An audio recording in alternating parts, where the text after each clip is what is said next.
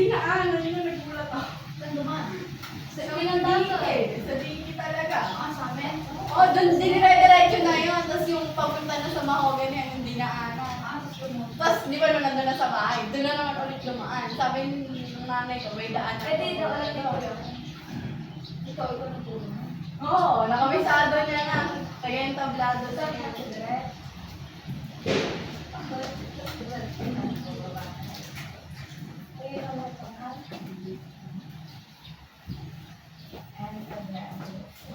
Bata ngayon. Ano yung tawag sa mga Oy, ano yun?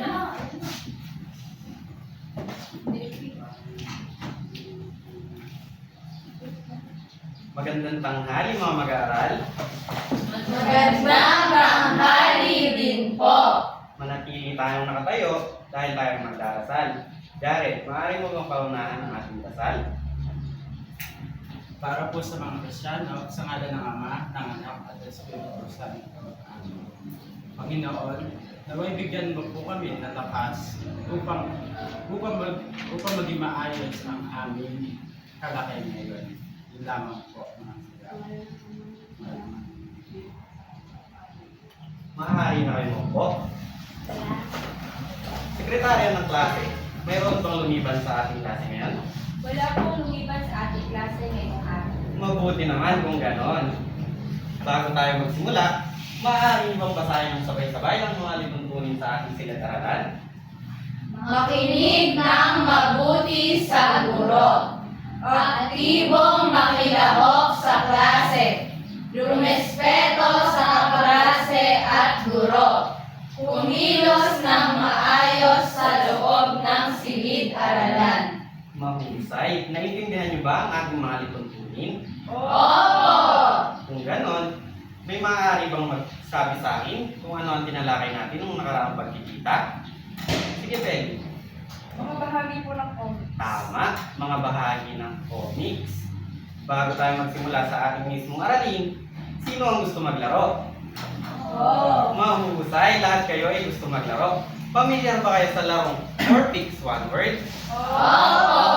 Si teacher ay magpapakita ng 4 na litrato at uhulaan nyo ang katugmang salita. Handa na ba ang lahat? Magsimula na tayo. Ano kaya ito? Sige, Jared, maaari ka pang magkasara para ayusin.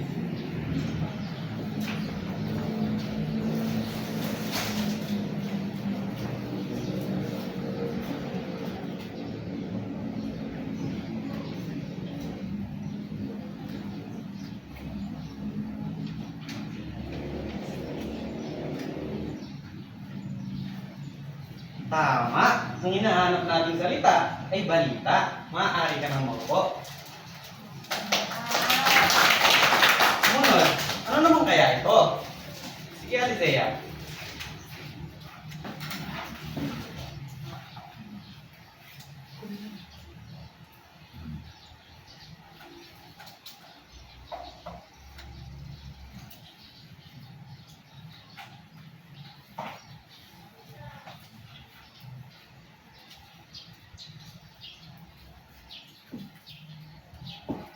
Mahusay.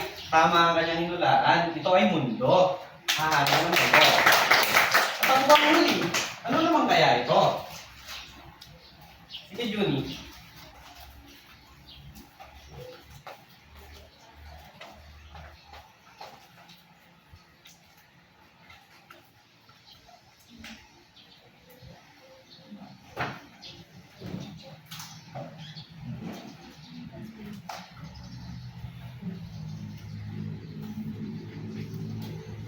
Tama. Ang nahanap nating salita ay sports. Ay, ano po? Mga bata, ano ang napansin nyo sa 3 salitang ating nakita? Mayroon ba gustong sumagot? Sige, Pen. Kakanood po ako ng balita tungkol sa sport. Tama. Mayroon pa ba? Sige, Alizea. Nakikita po sa TV po. Tama. Nakakapanood tayo ng sports sa balita at nakakita tayo ng balita sa TV. Alam niyo ba na ang 3 salitang ating nakita ay konektado sa ating talakayan? Dahil ang balita mundo, sports, ay kadalasang nilalaman ng ating aralin. Dahil ang ating aralin ay ang pahayagan. Ngunit bago tayo magsimula sa ating aralin, basahin muna natin ang ating mga layunin. Maaari niyo bang basahin ng sabay-sabay? Nakakakilala at nagsasabi ang iba't ibang bahagi ng pahayagan. Nakahalagahan ang pagbasa ng pahayagan. Nakagawa at nagagamit ng wastong bahagi ng pahayagan batay sa sitwasyon. Mga husay. Ngayon naman, ay magsimula na tayo sa ating mismong aralin. Ang pahayagan ay isang babasahin na naglalaman ng balita, impormasyon at palatastas na kadalasang nilalathala ng arawan o lingguhan. Muli nga po, ano ang isang pahayagan? Isang basahin na naglalaman ng balita, impormasyon at patalastas na kadalasan inilalathala ng arawan o lingguhan. Mga husay. Dahil alam na natin ang isang pahayagan, ay dumako naman tayo sa mga bahagi nito. Ang unang bahagi nito ay ang pamukhang pahina. Ito ang pinakamahalagang pahina dahil ito ay naglalaman ng mga napapanahong issue sa loob at labas ng ating bansa. Muli nga po, ano ang pinakamahalagang pahina? Pamukhang pahina. Tama, ang pamukhang pahina. Ikalawa naman ay ang balitang pandaigdig. Ang balitang pandaigdig naman, ito ay mga balita na nagaganap sa labas ng ating bansa. Muli nga po, saan nagaganap ang mga balita sa bahay ng ito? Sige, Zea. Sa iba't bansa po. Tama, sa labas ng ating bansa. Sumunod na pahina naman ay ang balitang panlalawigan. Ang mga balita naman na nasa pahinang ito ay kadalasan nangyayari sa ating mga lalawigan o sa loob ng ating bansa. Muli nga po, saan nagaganap ang mga balita dito? I-video ni Michelle. Sa loob po ng bansa. Tama, sa loob ng ating bansa. Dumako naman tayo sa susunod na pahina. Ang pahinang opinion. Ang pahinang opinion naman ay naglalaman ng puro-puro o mga opinion ng isang manunulat. Dumako naman tayo sa kasunod. Ang editorial. Ang editorial naman ay naglalaman ng mga puro-puro o opinion ng editor o ng pahayagan mismo. May tanong ba sa dalawang ito? Wala po. Gusto ko lang linawin na ang manunulat at editor ay magkaiba. Ang manunulat ay siya mismong susulat ng isang balita, habang ang editor, siya ang nag-check kung malinaw, tama, at maaari nang ipahayag sa publiko ang isang balita. Naintindihan ba? Opo. Kung ganon, dumako na tayo sa kasunod. Ang anunsyo klasipikado. Dito naman, ay ito ay naglalaman ng mga balita o impormasyon tungkol sa bentahan, paupahan at mga trabaho. Sa inyong bahay, tingin nyo, sino ang madalas magbasa ng pahinang ito? Tama, ang inyong mga magulang o si mama at papa. Sumunod na bahagi naman ay ang pahinang panlibangan. Ito naman ay naglalaman ng mga balita tungkol sa mga artista, palabas, at mga palarisipan. Sino na dito ang nakapaglaro ng palarisipang crossword puzzle? Mahusay, madami ang nakapaglaro. Sumunod naman ay ang obituaryo. Ito naman ay anunsyo ng pagkamatay ng isang tao upang ipahayag sa kanyang mga kaibigan o mga pamilya. Muli nga po, ano ang nilalaman ng pahinang ito? Anunsyo ng pagkamatay ng isang tao. Tama, anunsyo ng pagkamatay. Sumunod naman ay ang seksyong pangangalakal. Naglalaman ito ng mga balita tungkol sa negosyo o mga impormasyon tungkol sa kalakalan. Sa tingin nyo, sino ang madalas magbasa dito? Sige, Junichelle. Mga may tindahan po. Tama, mga may tindahan o nagmamayari ng negosyo. At ang panghuling pahinga naman, may pahingang pampalakasan. Ito naman ay naglalaman ng mga balita tungkol sa sports at mga manlalaro. Sa inyong bahay, sa tingin nyo, sino ang madalas magbasa dito? Sige pa ulit. Si Kuya po. Tama, si kuya at si tatay. At dito na, ang mga pahayagan at ang mga bahagi nito. Naintindihan ba mga bata? Mahusay. Kung talagang naintindihan nyo ang ating aralin, sino ang gusto maglaro? Ayun. Ngayon, tayo ay maglalaro. Si teacher ay hahatiin kayo sa dalawang grupo. Ito ang unang pangkat at ito ang ikalawang pangkat. Ngayon, kailangan ko ng dalawang representatibo. Maaari bang tumayo sa harap ang dalawang representatibo ng dalawang grupo?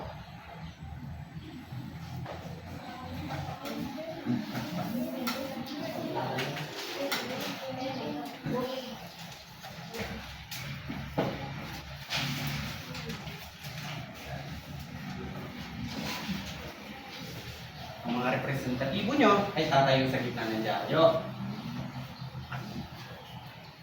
Ayan. At ang mga natitirang grupo naman ay tatanungin ni teacher. At pagka hindi nasagot ng isang grupo ang tanong, ang dyaryo nila ay lilit na hanggang sa may manalo na. Handa na ba ang lahat? Ngayon, magsimula na tayo. Magtaas lamang ng kamay ang grupong gustong sumagot. Unang tanong, aling bahagi ng pahayagan ang naglalaman ng pinakamalagang balita sa loob at labas ng bansa? Sige, unang pangkat. Pamukhang pahina po. Mahusay ang pamukhang pahina. Dahil ang nanalo ay ang unang pangkat, itutupi na natin. Yan. Kalawang tanong, saang bahagi mababasa ang balita mula sa ibang bansa? Sige, ikalawang. ng panlalawigan po. Malapit na. Sige, unang pangkat. Balitang pandaigdig. Tama, ang balitang pandaigdig.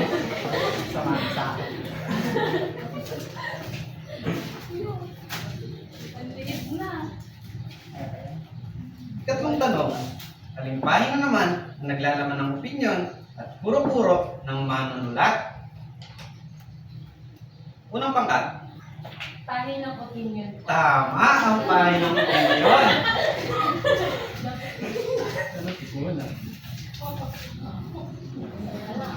Sumunod, aling bahagi ng pahayagan ng naglalaman ng opinyon ng editor. Kaunang pangkat. Editorial. Tama ang editorial.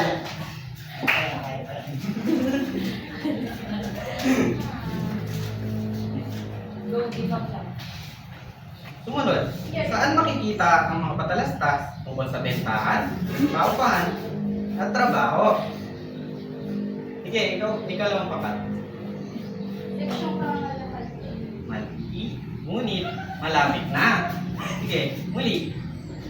Ikalawang pangkat.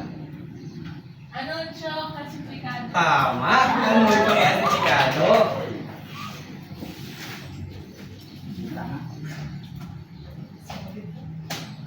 Ika-anim, saang pahina mababasa ang mga balita tungkol sa palabas, artista, at comics? Ikalawang pangkat. Pahinang panliwangan po. Tama.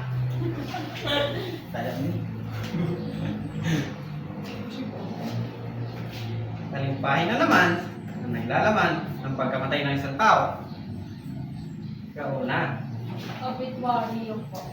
Tama. Ayun. At ang nanalo ay ang unang pangkat.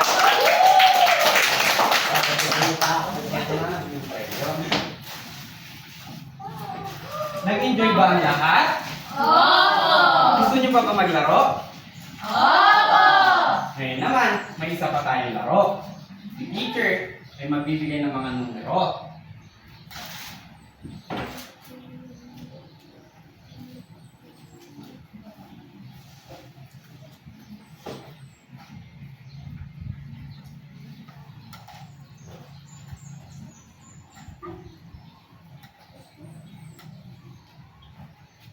Si teacher ay namigay ng numero. Si teacher muli ay tatawag ng dalawang manlalaro sa bawat numero. Sila ay maglalaban. Si teacher ay muling magtatanong ng mga bahagi ng pahayagan. Ngunit bago sila sumagot, kailangan muna nila ma-shoot ang jaring bola. Handa na ba? Opo! At ang unang numero ay 1 at saka 4.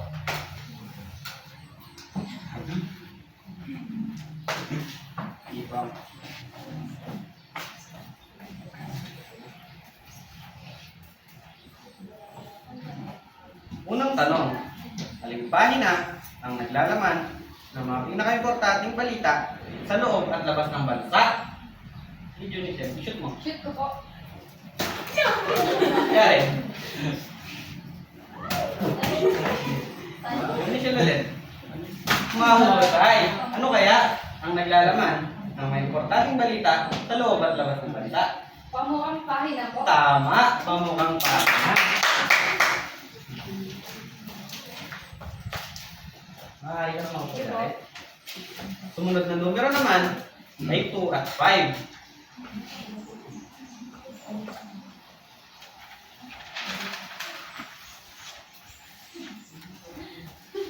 At ang inyong katanungan ay saang bahagi makikita ang mga balita mula sa iba't ibang panig ng mundo. Handa na? Shoot! Ellie, Balitang pandaigdig. tama ang balitang pandaigdig. Okay, so inyo. Sumunod naman ay at 7 at 8.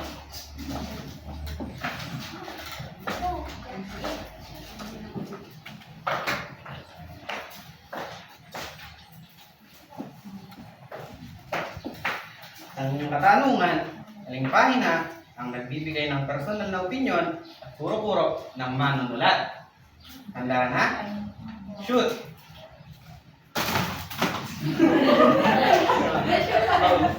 Pahinang opinion. Tama ang pahinang opinyon.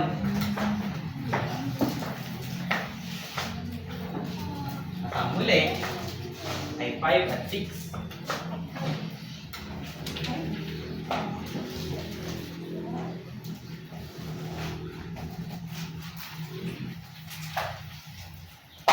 Alimpahin na naman ang naglalaman ng mga artikulo tungkol sa artista, palabas, comics, at mga palaisipan. Handa? Shoot! Sadya ka na rin. Shoot! Mahusay. At dahil dyan, unahan kayong sasagot.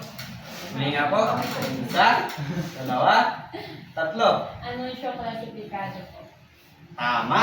Anunsyo klasifikado. At ito ang sa inyo. At dahil ngayon, alam ko nang naintindihan nyo ang mga payagan at bahagi nito, magkakaroon tayo ng pagsusulit. Maaari ba kayong maglabas ng inyong lapis?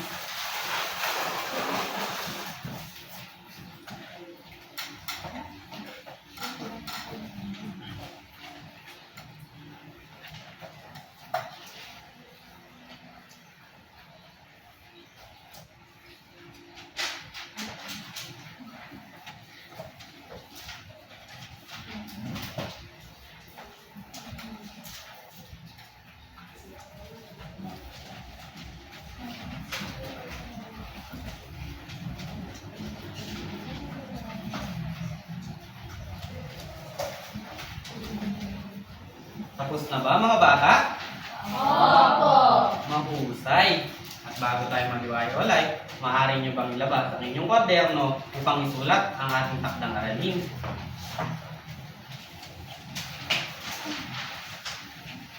At ang inyong takdang aralin ay basahin at alamin ang aral ng epikong Biyag ni Lamang. Naisulat ba? Opo! Maaari na kayong tumayo.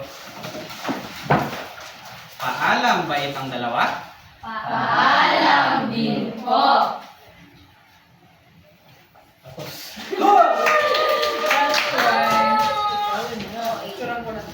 Ay, picturing niyo din sila. Kasi isa.